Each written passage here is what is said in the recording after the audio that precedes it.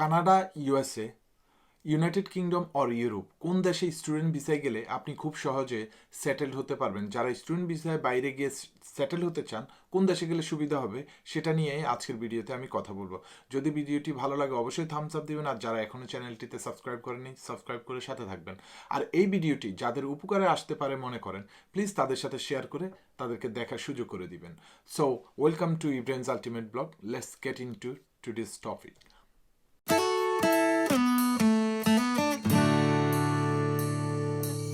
সর্বপ্রথম আমি student visa নিয়ে কথা বলবো যে দেশে খুব কম সময়ে সেটেল হওয়া যায়। খুব কম সময়ে সেটেল হওয়ার জন্য আপনি কোথায় স্টুডেন্ট ভিসায় গেলে সেটেল হতে পারবেন? প্রথম আমি বলবো ইউরোপ।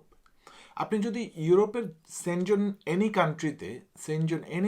কান্ট্রিতে আপনি যদি স্টুডেন্ট ভিসা নিয়ে যান, তাহলে পর্তুগাল এবং ফ্রান্সের আইনটা এখনও কঠিন। পর্তুগালে এখনও প্রচলিত আইনে আপনি সেখানে গিয়ে 1 বছরের ওয়ার্ক পারমিটে যদি শিফট হন, 1 বছর কাজ করার পরে আপনি ওখানকার পিআর পাবেন।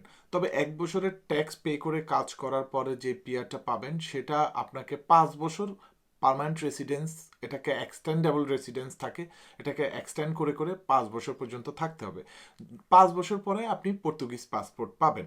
তবে আপনি সেনজেন কান্ট্রিগুলোতে, যে কোনো কান্ট্রিতে, লাইক ইউরোপের অনেকগুলো দেশে স্টুডেন্ট ভিসা হয়, ডেনমার্ক, সুইডেন, ফিনল্যান্ড, হাঙ্গেরি, চেক রিপাবলিক, নরওয়ে, বিভিন্ন দেশে ইউরোপের এই কান্ট্রিগুলোতে স্টুডেন্ট ভিসায় অনেকেই যান।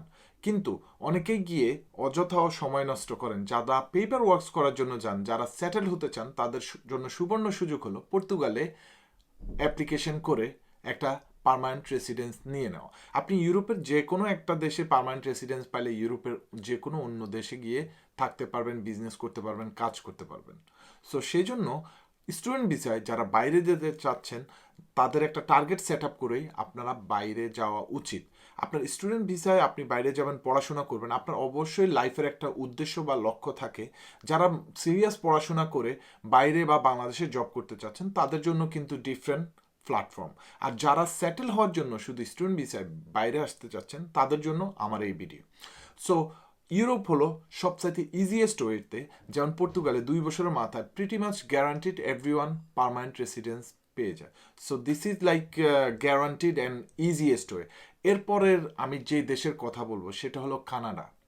কানাডাতে স্টুডেন্ট ভিসায় যাওয়ার পরে আপনি আন্ডার গ্রাজুয়েশন অথবা পোস্ট গ্রাজুয়েশন যেটাতেই যান না কেন, আপনি অফকোর্স স্টুডেন্ট ভিসার প্রসেসিংটা আপনারা আলাদাভাবে দেখে নেবেন, জেনে নেবেন। আমার এই ইউটিউব চ্যানেলে স্টুডেন্ট ভিসা সম্পর্কে আরও অনেক ইনফরমেশন দেওয়া আছে, দয়া করে একটু চেক আউট করে নেবেন আমার ইউটিউব চ্যানেলে। আপনারা যারা দেখছেন, এটা আমার Ibrahim's ultimate blog, information and technology নিয়েই আমি কথা বলি। সো কানাডার কথা বলছিলাম। কানাডাতে আপনি স্টুডেন্ট ভিসায় যাওয়ার পরে আপনি সর্বপ্রথমে যদি গ্রাজুয়েশন করেন অথবা মাস্টার্স করেন, গ্রাজুয়েশন ও ডিপ্লোমা অনেকেই করতে চায়। ডিপ্লোমা 2 বছরের কোর্স থাকে, গ্রাজুয়েশন 4 বছরের কোর্স থাকে, masters 1.5 year or 2 year, something like এই ধরনের সময়টা লাগে। আপনার কোর্স কমপ্লিট হওয়ার পর কানাডার according to Canadian immigration law আপনি ওয়ার্ক পারমিটে শিফট হতে পারবেন কোর্স কমপ্লিট হওয়ার পরে। তবে আপনাকে ওয়ার্ক পারমিট দিবে তারা 3 বছর। কানাডাতে আপনি 3 বছরের যে ওয়ার্ক পারমিটটা নেবেন, তখন যদি আপনি নক ক্যাটাগরি বা বি ক্যাটাগরির যে কোনো প্রফেশনাল জব করেন 1 বছরের জন্য, এবং সেখানে কিছু ক্রাইটেরিয়া থাকে, যে রিকোয়ারমেন্টস থাকে, যে আপনার এত স্যালারি হতে হবে, এত টাকা ট্যাক্স পে করতে হবে, এখানে একটা রিকোয়ারমেন্টস থাকে। ওই বেসিক রিকোয়ারমেন্টসগুলো যদি আপনি ফুলফিল করেন, 1 বছরের যদি নক ক্যাটাগরির জব আপনি শো করেন ইমিগ্রেশন অফিসে, বা যখন আপনি অ্যাপ্লিকেশন করবেন, তখন কিন্তু আপনি পিআরের জন্য অ্যাপ্লাই করতে পারবেন কানাডাতে। সো কানাডা কিন্তু second easiest option to get PR, like permanent residence পাওয়ার জন্য কানাডা কিন্তু সেকেন্ড অপশনটা ইউরোপের পরে। তারপরে আপনাকে ইউএসএতেও আপনারা ট্রাই করতে পারেন। ইউএসএতে সিমিলার সর্ট অফ ল কাজ করে লাইক কানাডা, বাট একটু ডিফারেন্স আছে। আমি ইউএসএ সম্পর্কে বিস্তারিত যদি তথ্য আমি গ্যাদার করতে পারি, ইনশাল্লাহ আমি পরবর্তীতে কোনো ভিডিওতে আপনাদেরকে শেয়ার করব। তবে ইউএসএর immigration system like pretty much similar to Canadian immigration system, অনেক সিমিলারিটি আছে। আর ইউএসএতে যে স্টুডেন্টরা যাচ্ছে, আজ অদ্যবধি প্রত্যেকটা স্টুডেন্টই পজিটিভ ফিডব্যাক দিছে এবং সেখানে সেটেল হওয়ার মতো ভালো অপরচুনিটি আছে। এখন আপনারা স্টুডেন্ট ভিসা বিশ্বের বিভিন্ন দেশে যেতে পারেন কার কোন উদ্দেশ্যে, কে কোন সাবজেক্টে পড়াশোনা করতে চাচ্ছেন, এগুলোর উপরে ডিপেন্ড করে আপনি কোন দেশে গেলে আপনার জন্য সবচেয়ে ভালো হবে। কারণ আপনি যদি সিরিয়াস পড়াশোনা করতে চান, আপনার কোর্সটা, আপনি কি কোর্স নিয়ে পড়াশোনা করবেন, ওই কোর্স করার পরে আপনি কি করবেন, এই প্ল্যানগুলো যদি আপনার থাকে, তাহলে আপনাকে খুঁজে বের করতে হবে যে আমি যে এই কোর্সটা করতেছি, এই কোর্সটা বিশ্বের কোন দেশে কোন ইউনিভার্সিটি সবচাইতে ভালো পড়ায়, সবচাইতে ভালো কোর্স ওখানে করায়, যেটার সার্টিফিকেট ওয়ার্ল্ড রেকগনাইজড। আপনি ওই কোর্সটা কমপ্লিট করা মাত্রই আপনি বিশ্বের যে কোনো জায়গায় আপনার মানে ইচ্ছা অনুযায়ী আপনার ড্রিম জবটা আপনি করতে পারবেন। তাহলে আপনাকে যেতে হবে, খুঁজতে হবে ওই ইউনিভার্সিটি, ওই দেশে, এবং আপনি কোর্স কমপ্লিট করার পরে বিদেশে হোক দেশে হোক, আমি দোয়া করি বা আমি সাপোর্ট করি আমাদের বাংলাদেশের যারা মেধাবী স্টুডেন্ট, যারা ব্রিলিয়েন্ট স্টুডেন্ট, যারা ভালো করছেন, ভালো করেন পড়াশোনা এবং কোর্স করে দেশে গিয়ে যদি দেশের কোনো কাজ করেন, সেটা আমাদের দেশের জন্য খুবই ভালো হবে। তবে এই জন্য আমি বলি, এবার আমি কিন্তু ইউকেতে চলে আসতেছি। ইউকেতে কিভাবে সেটেল হওয়া যায়, কিভাবে পিআর পাওয়া যায়, সেটা নিয়ে আমি কথা বলবো এখনই। এখন ইউকেতে কিন্তু অনেকগুলা কোর্সই আছে, আপনি এখানে করলে ওয়ার্ল্ড রেকগনাইজ সার্টিফিকেট পাবেন। এমনকি কোর্স কমপ্লিট করার পর আপনি ইউকেতে বিশ্বের বিভিন্ন দেশে অথবা বাংলাদেশে গিয়েও আপনি আপনার ড্রিম জবে জয়েন করতে পারবেন। তাহলে ইউকেতে কেন আপনি আসবেন না? যারা সিরিয়াস পড়াশোনা করবেন অবশ্যই ইউকেতে আসবেন, তবে সেটেলমেন্টের জন্য ইউকে একটু ডিফিকাল্ট। বর্তমানে কি গত 5-10 বছর ধরে ইউকে ইমিগ্রেশন ল এত পরিমাণে চেঞ্জ করেছে, এত পরিমাণে স্ট্রিক্ট করেছে, এত পরিমাণে কমপ্লিকেটেড করেছে যে এখানে স্টুডেন্টরা এসে 10 ইয়ার্স সার্ভাইভ করাটাই ডিফিকাল্ট করে ফেলেছে। আগে কোনো একদিন এই দেশে মানে কম খরচে পড়াশোনা করা যেত, কম খরচে পড়াশোনা করার মতো কলেজ ইউনিভার্সিটিগুলো ছিল।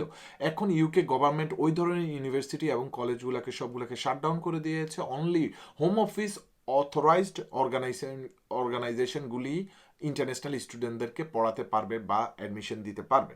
সো সেই কারণে ইউকেতে আপনি কম খরচে পড়ার কোনো সিস্টেম নেই। ইউকেতে প্রতি বছর পড়াশোনার জন্য 15 থেকে 20 লক্ষ টাকা লাগবে।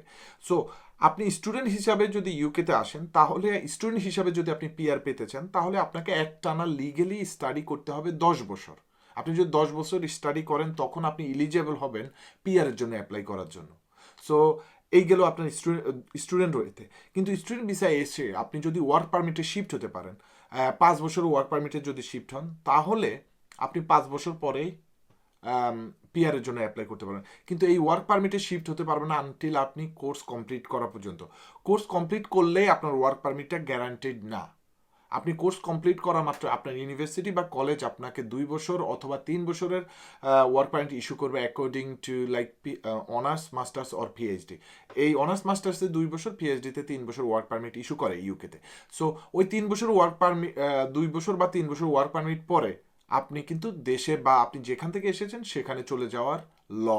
বাট আপনি যদি এরই ফাঁকে কোনো ওয়ার্ক স্পন্সর প্রাইভেটলি বা নিজের যোগ্যতা দিয়ে যে কোনোভাবে ম্যানেজ করতে পারেন work sponsor, which is very very very difficult যে ওয়ার্ক স্পন্সর পাওয়াটা, বা অনেকেই লক্ষ লক্ষ টাকা দিতেও রাজি একটা ওয়ার্ক স্পন্সর নেওয়ার জন্য, বাট এটা অ্যাভেলেবেল না, এটা অত্যন্ত ডিমান্ডিং। সো আপনারা বুঝতেই পারতেছেন ইউকেতে সেটেলমেন্টের জন্য নট এ ইজি অপশন।